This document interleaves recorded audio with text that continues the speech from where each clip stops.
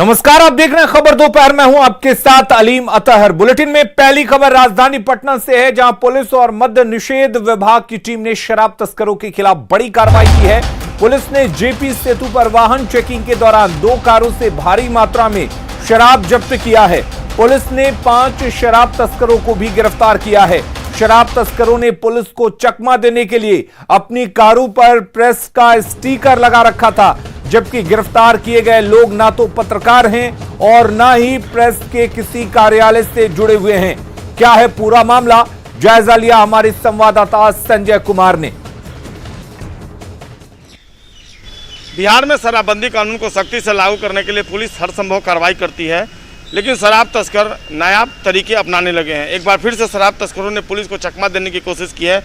और देखिए, ये कार जो बरामद की गई है BR01FC3233, इसमें प्रेस लिखा हुआ है, यानी प्रेस का स्टिकर लगाकर ये शराब तस्कर जो हैं पुलिस को धोखा देने की कोशिश कर रहे थे। लेकिन जेपी सेतु पर दीघा थाने की पुलिस ने मद्य निषेध विभाग की टीम के साथ छापेमारी की और वाहन चेकिंग के दौरान 5 शराब तस्कर पुलिस के हत्थे चढ़े हैं, जिन्होंने प्रेस का स्टिकर लगाकर मिसयूज किया है। और जब न्यूज़ 18 की टीम ने इनसे पूछा कि आप किस प्रेस में काम करते हैं, उन्होंने कहा कि हम किसी प्रेस में काम तो नहीं करते हैं, लेकिन जाहिर सी बात है उन्होंने पुलिस को चकमा देने की कोशिश की और इसलिए प्रेस का स्टिकर लगाया। ये एक कार जब्त की गई है और एक और कार ठीक इसके बगल में है, जो दूसरी गाड़ी जब्त की गई है दीघा और मद्य निषेध विभाग बिहार की एसओजी टीम द्वारा। ये देखिए, दूसरी गाड़ी है BR01DD0779। और निश्चित तौर पर ये जो लग्जरी गाड़ियां हैं और इन्हीं गाड़ियों के सहारे शराब तस्कर लगातार शराब तस्करी को अंजाम दे रहे हैं। हालांकि समय रहते जो इनपुट मिला था उसके आधार पर कार्रवाई की है दीघा थाने और मद्य निषेध विभाग की टीम ने और 5 तस्करों को गिरफ्तार कर लिया है। इनके पास से भारी मात्रा में शराब जो है वो जब्त की गई है और फिलहाल इन्होंने पूछताछ के आधार पर जो जानकारी दी है उसके आधार पर पुलिस पूरे नेक्सस को खंगालने में जुटी हुई है। कैमरा पर्सन अजय दुबे के साथ संजय कुमार, न्यूज़ 18 पटना। और अब बात करते हैं कोरोना किट में घोटाले की।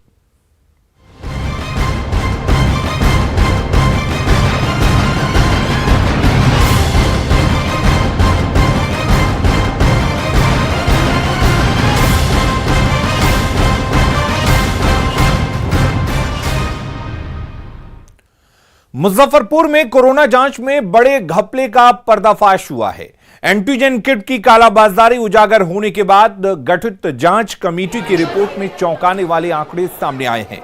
रिपोर्ट के मुताबिक कुछ जांच केंद्रों पर जितने जांच किट दिए गए उससे ज्यादा संख्या में लोगों की जांच कर दी गई, तो कुछ केंद्रों पर हजारों जांच किट का कोई लेखा जोखा नहीं मिला। दरअसल एंटीजन किट निजी अस्पतालों और निजी लैब में बेच दिए गए और घोटाले को छुपाने के लिए कागज में अधिक से अधिक लोगों की जांच दिखा दी गई। इस मामले में 2 डॉक्टर, 1 हेल्थ मैनेजर और कई स्वास्थ्य कर्मियों के खिलाफ जांच की कार्रवाई चल रही है।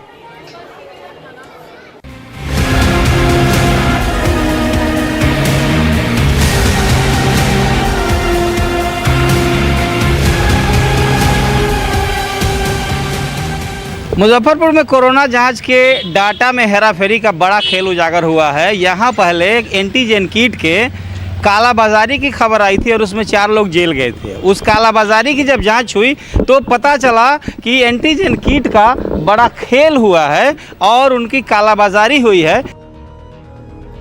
मुजफ्फरपुर में कोरोना जांच किट की कालाबाजारी हुई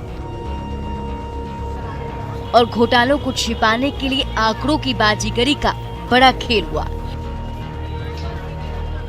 इस बात का खुलासा जांच कमेटी की रिपोर्ट से उजागर हुआ है। दरअसल पिछले दिनों मुजफ्फरपुर में एंटीजन किट की कालाबाजारी की खबरें सामने आई थी। लव कुमार नामक स्वास्थ्य कर्मी के ठिकाने से 4000 एंटीजन किट, पीपीई किट और दूसरे सरकारी सामान बरामद किए गए। मामले की जांच कराई गई तो स्वास्थ्य विभाग की पोल खुल गई।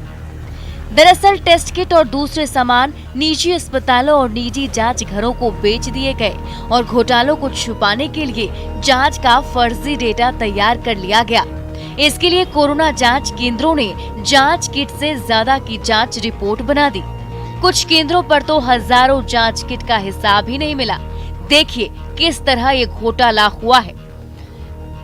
औराई पीएचसी 6000 किट मिले, जबकि 6581 लोगों की जांच हुई। बोचहा पीएचसी 4250 किट मिले, जबकि यहां पर 6740 जांच हुई है। मुशहरी पीएचसी 7050 किट मिले और यहां पर जांच की गई 8669 लोगों की। सकरा रेफरल हॉस्पिटल 7350 जांच किट मिले, लेकिन यहां पर जांच किए हुए लोगों की संख्या 8668 बताई गई। मरवन पीएचसी में 4000 जांच किट और सदर अस्पताल जांच केंद्र पर करीब 13000 जांच किट का लेखा जोखा तो मिला ही नहीं। ज़्यादातर कुछ क्लरिकल मामले हैं और कुछ टेक्निकल भी हैं, और कुछ डाटा का जो है डुप्लीकेसी की भी संभावना थी, और कुछ मामले में बहुत माने सिंपल मामले में अगर किसी ने RT-PCR कराया है तो उनको भी रैपिड एंटीजन वाला टेस्ट का जो है वो सूचना चला गया था।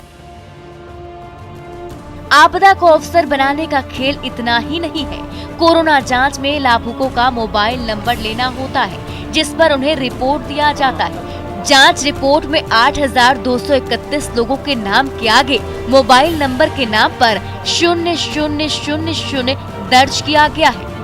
किट की कालाबाजारी की खबर आने पर छापेमारी हुई, जिसमें सदर अस्पताल के लैब टेक्नीशियन लव कुमार के ठिकाने से 4000 एंटीजन किट बरामद किए गए।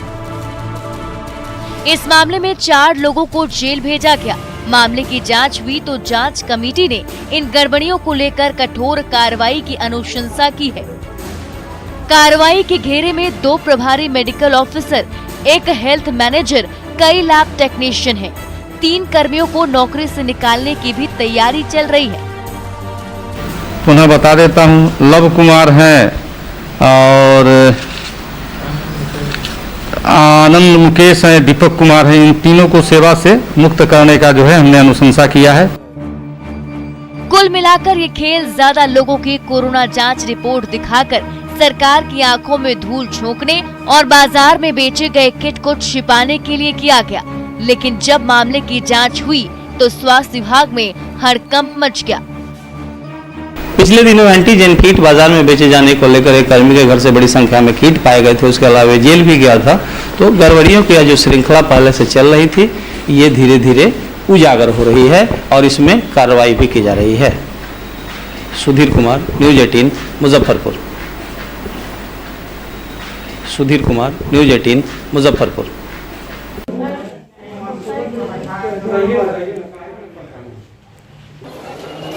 तो ये पूरा मामला अब सामने आ चुका है और ऐसे में अब सवाल उठता है कि क्या बड़े लोगों की जानकारी के बिना घोटाला हुआ?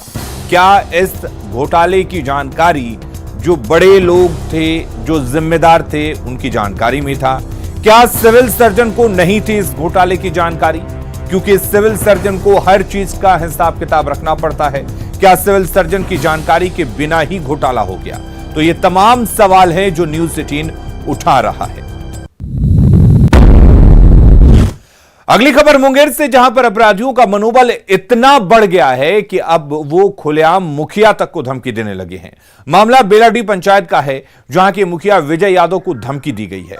मुखिया ने आरोप लगाया है कि उनके गांव का रहने वाला प्रकाश यादव उनके दरवाजे से होकर अवैध शराब और हथियार ले जा रहा था। इस दौरान जब उसने मना किया गया तो वो मारपीट पर उतर आया। प्रकाश यादव ने धमकी दी कि अगर 1 लाख रुपया नहीं पहुंचाया गया तो जान से मार दूंगा। इसके बाद आरोप है कि प्रकाश यादव ने अपने एक साथी रोशन से मुखिया विजय यादव को फोन कर धमकी दिलवाई। फोन पर रोशन ने कहा कि जैसे उसने मुखिया के भाई की हत्या की, वैसे ही वो उसकी भी हत्या कर देगा।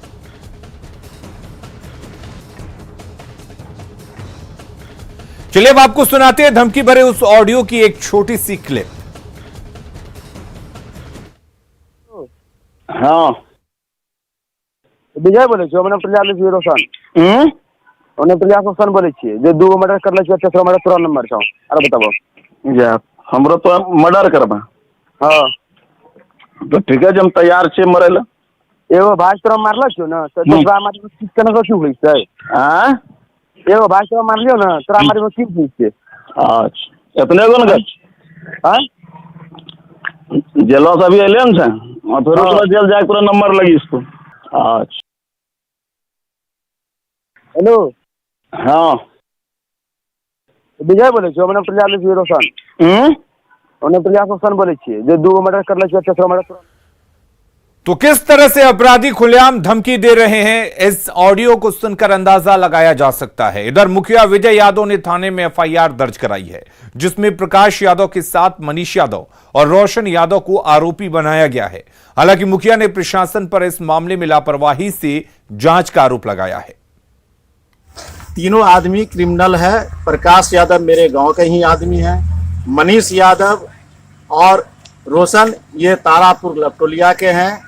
ये तीनों वांटेड क्रिमिनल हैं और यहाँ तक ऑडियो में जो है कि उसका सीधा कहना है कि हम 2 का मर्डर कर दिए हैं। तुम्हारा भाई जो पूर्व मुखिया था उनको मारने में हमको देर नहीं लगा तो तुमको मारने में मुझे कितना देर लगेगा। ये सारे लोग क्रिमिनल है। बांका, भागलपुर, मुंगेर सभी जिला में ये लोग वांटेड है। दरवाजे होकर के नहीं जाइए, इस ये बात का सूचना हम प्रभारी को भी कई बार दे चुका है, लेकिन कोई एक्शन नहीं। नालंदा जिले के हिलसा अनुमंडल के द्वीरी पर गांव में एक बुजुर्ग महिला का शौचालय में रहने का वीडियो वायरल किया गया है, लेकिन पड़ताल में अलग ही हकीकत सामने आई है। दरअसल गांव के लोगों ने महिला को योजना का लाभ दिलाने के लिए एक फर्जी वीडियो बनाकर सोशल मीडिया में वायरल कर दिया। न्यूज 18 संवाददाता अभिषेक कुमार ने वायरल वीडियो की हकीकत की पड़ताल की तो पता चला कि महिला का अपना अलग घर है और शौचालय में रहने की बात गलत है। तो ये 2 तस्वीरें आप देख सकते हैं। शौचालय में महिला की रहने की बात गलत साबित हुई है, फर्जी वीडियो वायरल किया गया है। महिला का घर जो है वो हम आपको इस वक्त दिखा रहे हैं, दूसरी विंडो में आप देख सकते हैं, दूसरी तस्वीर उसी की है। तो पहली तस्वीर जो वायरल हुई थी और ये शौचालय इस तरीके से दिखाया गया था कि महिला इसी में रह रही है, महिला को उसकी योजनाओं की जरूरत है, सहायता की जरूरत है, जबकि हकीकत कुछ और थी। अभी मौजूद है नालंदा जिले के क्रायप्रसाद प्रखंड क्षेत्र के दिरीपर गांव में, जहां 2 दिन पूर्व एक वायरल वीडियो ने सनसनी फैला दी थी। लेकिन आज वो वायरल वीडियो की आज हकीकत जाने पहुंचे, जहां आप देख सकते हैं कि जो कौशल्या देवी का जो मकान है वो पूर्व में क्षतिग्रस्त हो गई थी। और ये कारण है कि इनका जो 3 बेटा है, जिसमें एक बेटा की तो मौत हो चुकी थी और एक बेटा दिल्ली में रहते हैं, जबकि दूसरा बेटा हिलसा में साइकिल की दुकान चलाते हैं और वहीं फ्लाइट लेकर रहते हैं। इनका ये बता दें कि यहाँ पर जो देख सकते हैं कि जो यहीं पर है वो खाना बनता है। कौशल्या देवी यहीं पर आके खाना बनाती है और यह जो सारा बर्तन है, ये चूल्हा है, सारा यहीं पर खाना बनाती है। और ये जो मकान है जो यही झोपड़ी में रहती है, करकट नुमा है। अब दिखा सकते हैं कि जो करकट है ये इसी में के नीचे रहती है। हालांकि कौशल्या देवी का कहना है कि ये करकट से पानी चूता है, लेकिन करकट कहीं नहीं फूटा हुआ है और इससे ये साफ सही होता है। कहीं ना कहीं ये अपने लाभ के लिए, हालांकि लाभ तो इनको मिलना चाहिए था, लेकिन जिस तरह से लाभ लेने के लिए ये साजिश बुनी गई थी, वो साजिश कहीं ना कहीं गलत साबित होती दिख रही है। आप देख सकते हैं यहाँ पर दिखा सकते हैं जो ईंट है यहाँ पर से तत्काल हटाया गया था और ये जो टीना है, ये जो टीना का निशान मिल रहा है, ये टीना यहाँ पर रखा हुआ था और यहाँ से हटाया गया है।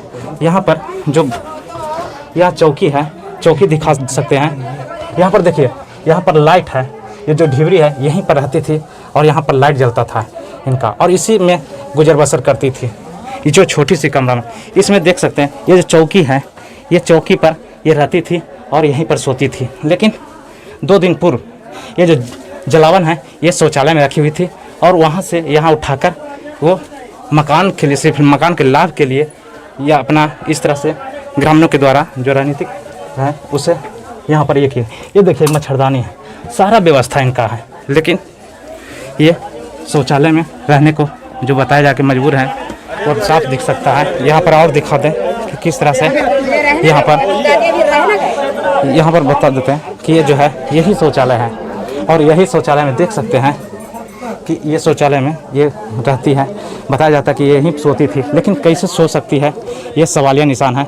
यहाँ पर देख सकते हैं कि ये जो टमाटर है, परवल है, इतनी महंगी सब्जी ये खा रही है और इसे ये कहना है कि गरीब हैं। इनके बेटा भी रहने के लिए, इनको लेने जाने के लिए तैयार हैं, लेकिन ये बेटा के यहाँ जाना नहीं चाहती है।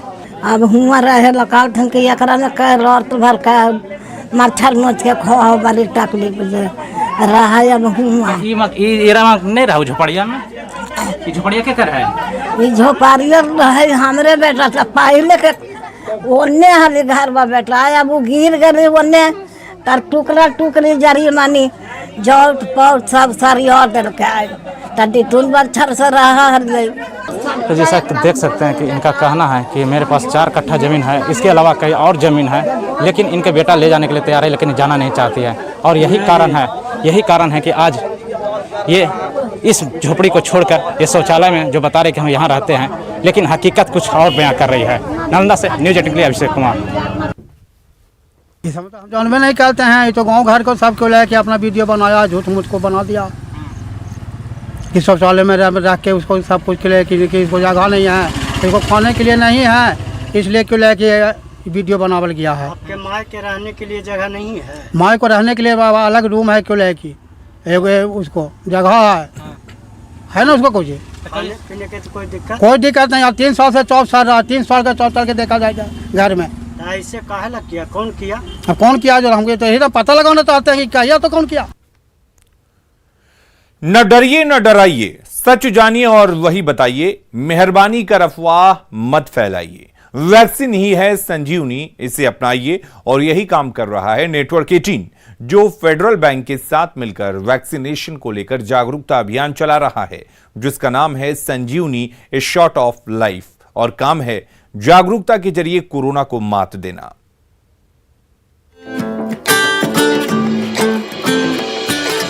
टीका लगा जरा टीका लगा, जब अपनी बारी आए टीका लगा। हो ये जो ढाल सी है वो कमाल सी है, संजीवनी आई यहाँ।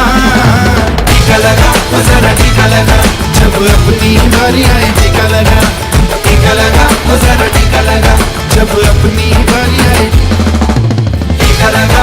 जरा टीका लगा, जरा टीका टीका टीका टीका लगाया क्या? खबरें लगातार जारी है, जल्द लौटते हैं। दफा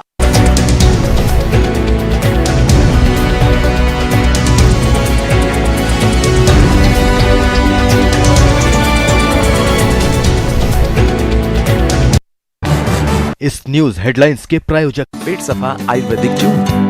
पेट सफा हर रोग दफा।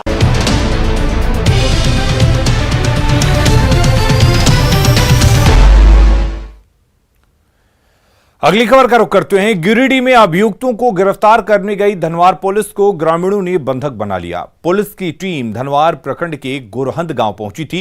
इस दौरान ग्रामीणों ने अभियुक्त की गिरफ्तारी का विरोध करते हुए पुलिस की टीम को बंधक बना लिया और जवानों के साथ धक्का मुक्की और हाथापाई भी की। इस वीडियो को सोशल मीडिया पर वायरल किया जा रहा है। ये वायरल वीडियो है, आप देख सकते हैं। काफी मशक्कत के बाद पुलिस वहां से निकल पाई। वहीं पुलिस गाड़ी को बंधक बनाने और जवानों के साथ धक्का मुक्की के आरोप में 10 लोगों के खिलाफ एफआईआर दर्ज कर चुकी है।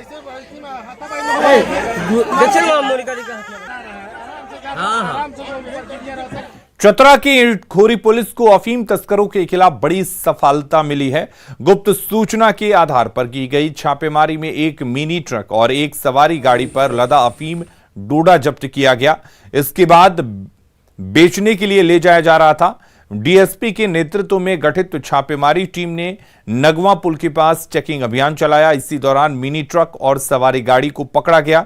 उसमें से 252 किलो अफीम डोडा और 250 ग्राम अफीम जब्त किया गया। इस दौरान 4 तस्करों को गिरफ्तार भी किया गया।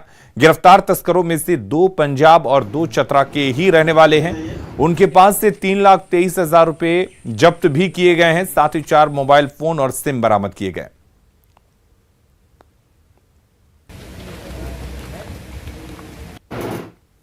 द्वारा और उनके सहयोगी द्वारा चेक किया गया तो भूसे के अलावे अंदर में 9 पैकेट डोरा बरामद किया गया। गाड़ी को चेक किया गया तो उसमें 2,13,500 नगद कैश बरामद किया गया।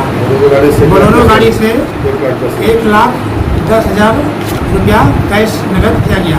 पूर्व भी इस तरह का डोरा लेकर के और अन्यत्र हरियाणा स्टेट तरफ जाकर के बिक्री कर। अगली खबर चाईबासा से है, जहां नक्सलियों के खिलाफ सुरक्षा बलों के सर्च ऑपरेशन में कई आपत्तिजनक सामान मिले हैं। वहीं एक नक्सली को भी गिरफ्तार किया गया है। यहां सुरक्षा बलों और माओवादी मोचू के दस्ते के बीच बुधवार को मुठभेड़ हुई थी। टोटो थाना के रेंगड़ा हाथू जंगल में मुठभेड़ हुई थी और उसके बाद सुरक्षा बलों को भारी पड़ता देख माओवादी जंगल का फायदा उठाकर भाग निकले। इसके बाद सरजाम बुरू और तुम्बाहका क्षेत्र में संयुक्त रूप से चलाए गए ऑपरेशन में माओवादियों की ओर से इस्तेमाल की जाने वाली चीजें बरामद हुई हैं। वहीं गिरफ्तार नक्सली ने मुठभेड़ में अपने शामिल होने की बात कबूली है। फिलहाल पूरे इलाके में सुरक्षा बलों का सर्च ऑपरेशन जारी है।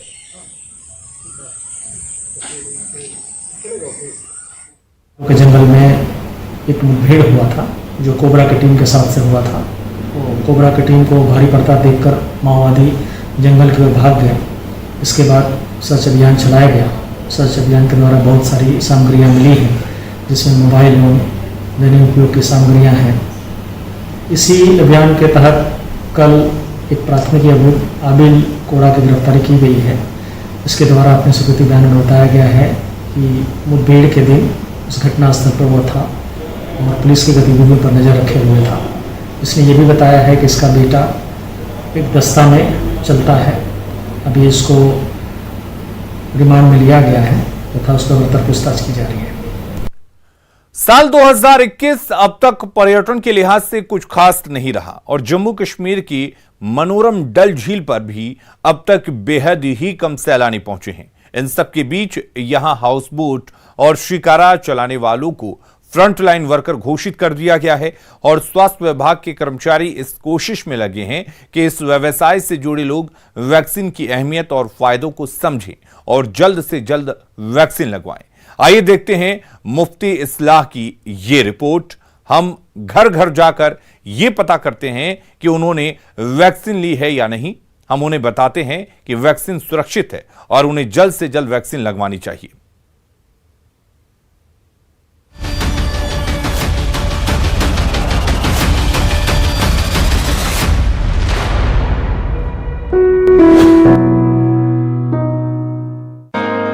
श्रीनगर की मनोरम डल झील से सटे इलाके में स्वास्थ्य कर्मी घर घर पहुंच रहे हैं और कोरोना से सुरक्षा कवच यानी टीकाकरण को लेकर जागरूकता अभियान चला रहे हैं। यहां सिर्फ लोगों को वैक्सीन की खुराक ही नहीं दी जा रही, बल्कि हाउस बोट और शिकारा चलाने वाले लोगों को टीकाकरण के फायदे के बारे में भी बताया जा रहा है। तो जो लोग जुड़े हैं टूरिज्म इंडस्ट्री के साथ, वो अपने आप को ये वैक्सीन जरूर लगवाएं। डोर टू डोर जाते हैं और देखते हैं किसी को वैक्सीनेशन किया कि नहीं किया है और हम लोगों को ये कन्वे करते हैं कि वो आ जाए और वैक्सीन करे, क्योंकि इसमें कोई खतरा नहीं है। कम से कम 200-300 किया। तो लोगों का अभी अब रुझान अब ठीक है? हाँ, अब इस वक्त ठीक है। इस वक्त स्वास्थ्य विभाग का कहना है कि झील के आसपास रहने वाले कुल 10,000 लोगों में से 50% से ज्यादा लोगों को वैक्सीन की पहली खुराक मिल चुकी है, जिनमें 18 वर्ष और 45 वर्ष से ज्यादा उम्र के लोग शामिल हैं। यहाँ पर्यटन से जुड़ा व्यवसाय जैसे हाउस बोट और शिकारा चलाने वाले लोगों को फ्रंटलाइन वर्कर घोषित किया गया है। आज हमने उनको डायरेक्ट अपील करी है और मुझे पूरी उम्मीद है कि आपके जरिए से मैं दोबारा उनको अपील करता हूँ कि वो ज़्यादा से ज़्यादा आकर के हमें ये इंश्योर करें कि 100% जो वैक्सीनेशन सारे लोगों की हो। जनवरी से अब तक जम्मू कश्मीर में वैक्सीन की 32 लाख से ज्यादा खुराक दी जा चुकी है। ये आंकड़ा यहाँ की कुल आबादी का लगभग 25% है। इस इलाके पर कोरोना की दूसरी लहर का सबसे ज्यादा असर पड़ा है। 3 महीने से भी कम वक्त में यहाँ लगभग 2000 लोगों ने अपनी जान गंवा दी। कोरोना की पहली लहर में भी इस महामारी से जान गंवाने वालों की संख्या लगभग इतनी ही थी। ऐसे में स्वास्थ्य अधिकारियों की कोशिश यही है कि यहाँ सभी का टीकाकरण हो, क्योंकि वैक्सीन का सुरक्षा कवच ही इस महामारी को हराने का एकमात्र तरीका है। ओपन एयर वैक्सीनेशन एक पहल है, एक निश्चय है हेल्थ वर्कर्स की कि ये वैक्सीन हर जगह हर टारगेट एज ग्रुप तक वैक्सीन पहुंचाए, और ये दर्शाता है हेल्थ वर्कर्स के इरादे, इनका निश्चय कि सब लोग कोविड के खिलाफ वैक्सीनेशन करें। श्रीनगर से मैं मुफ्ती इस्लाम।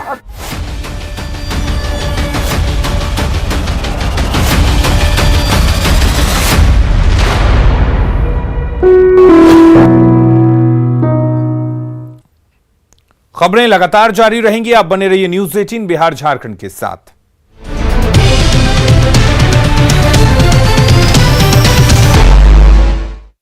Headline presented by Aisen Group